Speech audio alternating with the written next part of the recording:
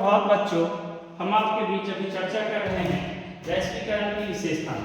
और वैश्वीकरण की विशेषताओं के संदर्भ में मैंने बताया based on cooperation, based on good faith, more government control norm, उसी टाइप से मैंने बताया control of development country. Next मैंने बताया यूनिटी ऑफ प्रॉब्लम सॉल्यूशन, जो मैंने पार्ट 1 में बताया। पार्ट 2 में हम आपके बीच चर्चा कर रहे हैं डेवलपमेंट ऑफ ह्यूमैनिटी, मानवता का विकास। हम आप अपने जीवन के अंदर, अपनी जीवन की विभिन्न दिनचर्या के अंतर्गत हम आप अक्सर इस बात को भी ध्यान केंद्रित करते हैं कि हमें अपने जीवन के हर पड़ाव में मानवता का विकास का कार्य करना चाहिए। और मानवता के विकास का कार्य हम कब करते हैं? जब हम वैश्वीकरण के अंतर्गत मानवतावादी विचारधारा रखते हैं। और जैसे ही हम आप मानवतावादी विचारधारा रखते हैं, उस संदर्भ में हम मानवता के लिए काम करना चाहते हैं और मानवता को ही हम अधिक महत्व देते हैं। और मानवता को अधिक महत्व देने के पीछे हम आपका ये कारण होता है कि मानव का विकास, समस्त मानव का विकास उसी समय संभव हो सकता है जब हम मानव के कल्याण के लिए कल्याणकारी कार्य करें। और मानव के कल्याण के लिए कल्याणकारी कार्य करते हैं। हम अंतर्राष्ट्रीय संस्थाओं में भी देखते हैं कि वहाँ लोगों के कल्याण के लिए बहुत सारे ऐसे कार्य होते हैं जिसमें लोगों की समस्याओं का समाधान भी होता है और लोग अपनी समस्या से अवगत भी होते हैं और अवगत होकर एक दूसरे से सहयोग लेते हैं और सहयोग लेकर मानवता के विकास की संरचनात्मक दृष्टिकोण पर आधारित होकर के अपनी ओर से ध्यान आकर्षित करते हैं और लोगों को सहयोग की भावना रखते हैं। जैसे ही सहयोग की भावना रखते हैं तो अंतर्राष्ट्रीय स्तर पर संस्थाओं को अंदर ये प्रभावशाली रूप में देखा जाता है, लोग सहयोगी होते हैं। जैसे यूनिसेफ को सशक्त बनाया जाता है, इसी विशेषता को पथ प्रदर्शित करता है कि किसी भी संस्था को किसी भी रूपरेखा को तैयार करने में उससे इसमें इस बात की भूमिका होती है कि हम आप इंसानियत के विकास के लिए कितना काम करना चाहते हैं और हम आपके मन मस्तिष्क में इंसानियत के लिए कितनी जगह है। इसलिए हम आप वैश्वीकरण की विशेषताओं को भी ज़्यादा ध्यान केंद्रित करते हैं। जब ध्यान केंद्रित करते हैं उससे संबंधित बहुत सारे मुद्दे और चुनौतियाँ हम आपके बीच आती हैं। इसलिए हमें मानवता के विकास के लिए अथक प्रयास करना चाहिए और मानवता की समस्याओं में उसका समाधान ढूंढना चाहिए ताकि सारे मानव जाति को एकता के सूत्र में बांध सकें। नेक्स्ट है डेवलपमेंट ऑफ टेक्निकल एजुकेशन, तकनीकी शिक्षा का विकास।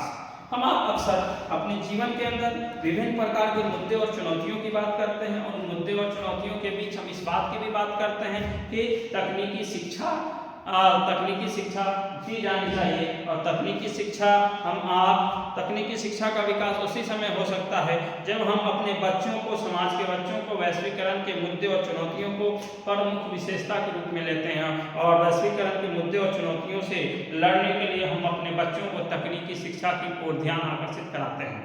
और जैसे तकनीकी शिक्षा की ओर ध्यान आकर्षित करवाते हैं तो उतने ही तीव्र गति से उस वैश्वीकरण का मुद्दा और विकास सामने आता है।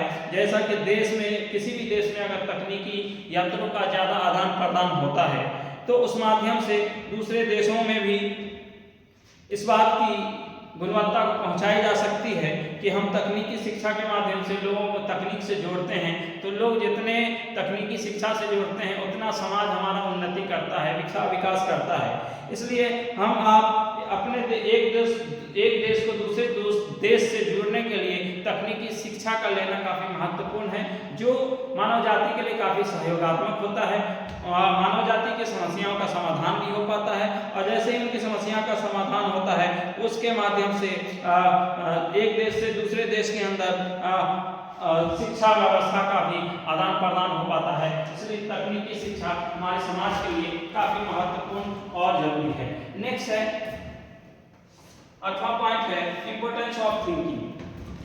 इम्पोर्टेंस ऑफ थिंकिंग की विचारधाराओं का महत्व। हम आपके जीवन के अंदर विचारधाराओं का महत्व बहुत ज़्यादा होता है। हम आपके जीवन के अंदर विचारधाराओं का महत्व इसलिए होता है, बिना हम विचारधाराओं के हम अपनी विचार को एक दूसरे व्यक्ति तक परफेक्ट नहीं कर सकते हैं, एक दूसरे व्यक्ति तक नहीं पहुंचा सकते हैं। और जब तक हम अपनी विचारधाराओं को एक दूसरे व्यक्ति से नहीं जोड़ते हैं, तब तक वैश्वीकरण के अंदर की विशेषताएं हम आपके मन मस्तिष्क में नहीं बैठ पाती हैं। इसलिए हम आपको वैश्वीकरण के मुद्दे और चुनौतियों को स्वीकार करने के लिए, उसकी समस्या का समाधान करने के लिए हम आपके लिए जरूरी है कि हम अपनी जीवन शैली का जैसे निर्माण करते हैं वैसे ही निर्माण करने के साथ साथ हमें अपने देश के अंदर अपने विचारधाराओं के माध्यम से, वो राजनीतिक स्तर पे हो या वैश्विक स्तर पे हो, सामाजिक स्तर पे हो या आर्थिक स्तर पे हो, हमें योजनाबद्ध तरीके से भी किसी काम को करना है और ऐसे आयोजनों से लोगों को जोड़ना है जिसके माध्यम से ऐसे हर व्यक्ति को अपनी बातों को रखने का अवसर मिल सके। इसलिए कि जब तक आप अपनी विचारधाराओं को एक दूसरे व्यक्ति तक नहीं पहुंचाते हैं, तब तक हमारी विचारधाराओं से एक दूसरे को लाभान्वित होने का अवसर नहीं मिल पाता है। इसलिए हम आपको अपने जीवन के अंदर अगर अपनी विचारधाराओं से एक दूसरे को लाभान्वित करना चाहते हैं तो हमें एक दूसरे व्यक्ति से जुड़ने की आवश्यकता है, एक दूसरे की समस्या में समाधान करने की आवश्यकता है, लोगों के लिए आगे बढ़ने की आवश्यकता है। और जब तक हम अपने जीवन की समस्याओं का समाधान नहीं करते हैं, हम लोगों की विचारधाराओं को किसी भी स्टेज से, किसी भी मन से स्वीकार नहीं करवा सकते हैं। इसलिए हमें आवश्यकता है कि हमें अपने जीवन के हर पड़ाव में अपने विचारधाराओं के माध्यम से हर व्यक्ति को लाभान्वित कराने की आवश्यकता है। अगर किसी भी व्यक्ति को अगर हमारे द्वारा हमारी विचारधाराओं से अगर लाभ होता है तो उसके माध्यम से बहुत सारी समस्याओं का समाधान हो पाता है। और जब समस्याओं का समाधान होता है उस संदर्भ में हम अपने जीवन की महत्वाकांक्षी नियमों का आदान प्रदान भी कर पाते हैं। नेक्स्ट है development of information technology. Next है डेवलपमेंट ऑफ इंफॉर्मेशन टेक्नोलॉजी के सूचना तकनीकी का विकास। आज हमारे समाज के अंदर बहुत सारी समस्याओं का समाधान होता है। उस समस्या के समाधान के साथ ये भी जरूरी होता है कि हम आपके जीवन के अंदर सूचनाओं का आदान प्रदान बहुत महत्वपूर्ण है। और सूचनाओं का आदान प्रदान इसलिए जरूरी है कि जब तक हमारे पास तकनीकी शिक्षा नहीं होगी, हम आप सूचनाओं का आदान प्रदान सही रूप में, सही ढंग से, सही तरीके से नहीं कर सकते हैं। और सूचनाओं का आदान प्रदान हम उसी समय कर सकते हैं जब हम सूचना हमारे पास अवेलेबल होंगी, मौजूद होंगी, लोगों की समस्याएं हम तक होंगी, तो उनका हम समाधान करने में सहयोगी हो पाएंगे। इसलिए हम आपको अपने वैश्वीकरण के मुद्दे से जुड़ने के लिए जरूरी है कि सूचना हमें इकट्ठा करना है और तकनीक पर आधारित सूचना इकट्ठा करने हैं और उसके साथ उसके सामाजिक वैश्वीकरण का विकास भी करना है और वैश्वीकरण के विभिन्न प्रकार के मुद्दे और चुनौतियों को विशेष रूप में लेना है और अपने देश को आगे बढ़ाना है। और देश के कोने कोने में इस बात को ध्यान आकर्षित कराना है कि हमें ज़्यादा से ज़्यादा इस बात की ओर ध्यान देना है कि हमारे जीवन की जो सफलताएं हैं या वैश्वीकरण के मुद्दे और जो चुनौतियां हैं उनका समाधान उसी समय संभव हो सकता है जब हम लोगों की समस्याओं के समाधान के लिए तकनीकी शिक्षा के माध्यम से हम आगे आए और लोगों को तकनीकी शिक्षा से जोड़ें। और लोगों को तकनीकी शिक्षा से उसी समय जोड़ सकते हैं जब हमारे पास खुद तकनीकी शिक्षा का महत्व हम आपके मन मस्तिष्क में होगा। हम लोगों की समस्या के समाधान के लिए काम करेंगे और जब हम लोगों की समस्या के समाधान के लिए काम करेंगे तो कोई भी शिक्षा व्यवस्था व्यवस्थित रूप में तकनीकी शिक्षा के माध्यम से सही इंफॉर्मेशन, सही नॉलेज लोगों के पास पहुंचेगा और लोगों को तकनीकी शिक्षा के क्षेत्र में विकास भी हो पाएगा। लास्ट पॉइंट है, 10वां पॉइंट है once problem of all's problem. Once problem of all's problem का अर्थ होता है कि एक की समस्या सभी की समस्या। आप अक्सर इस बात को सुनते हैं, एक व्यक्ति की समस्या मतलब पूरे संसार की समस्या के रूप में आती है। इसलिए हर व्यक्ति की कुछ न कुछ ऐसी समस्याएं होती हैं जो इन जनरल होती है, समान रूप में होती हैं और एक की समस्या सभी की समस्या इसलिए बन जाती है कि वैश्वीकरण में इस बात को प्रमुख योगदान दिया जाता है, प्रमुख रूप विशेषता दी जाती है कि किसी भी देश की जो समस्या है कि केवल एक व्यक्ति की समस्या नहीं हो सकती है, बल्कि उसके पूरे संसार, पूरे भारतवर्ष का, अगर भारतवर्ष को देख ले तो भारतवर्ष के नागरिक की समस्या है, यूएसए को देख लें या जिस लेवल की व्यवस्था को देख लें तो हर व्यक्ति की कुछ न कुछ समस्या हैं जो योजनाबद्ध तरीके से उसको दूर किया जा सकता है।